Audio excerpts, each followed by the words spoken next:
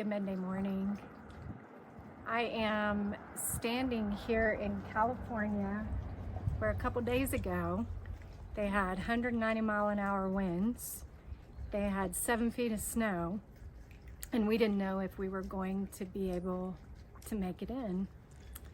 This was a vacation we had planned quite a while back, and my sweet husband had been very prayerful over whether we were to come. So when I started protesting that I did not want to be stuck at an airport if we couldn't get in, he kept reassuring me. He said, listen, I really prayed about this and I really feel like the Lord said we were to go.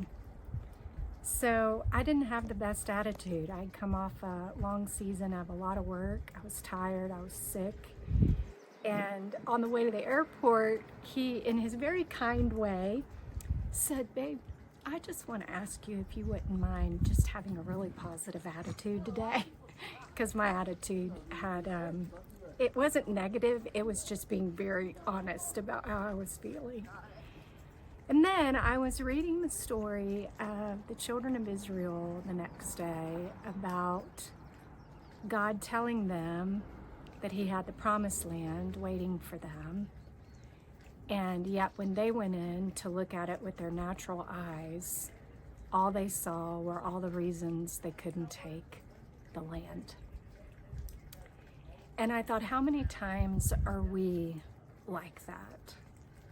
How many times does God tell us something specific that he has for us, wants to do for us, has planned for us, and we focus on what things look like in the natural instead of realizing that God is so much greater than what things look like here.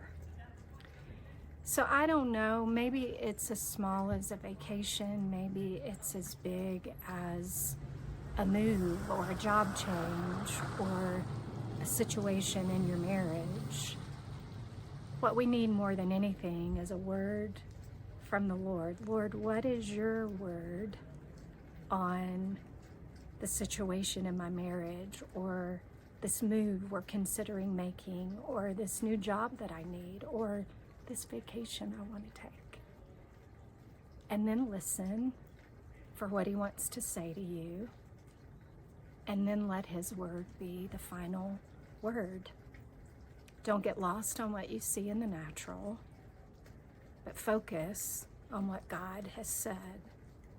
We would have missed this beauty if we hadn't come. We would have missed some days with a couple of our kids, and I would have missed the opportunity to sit for a week and help my body heal.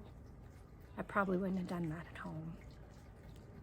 So just remember, God has the bigger picture. And like Philly said, let's try to have a positive attitude today.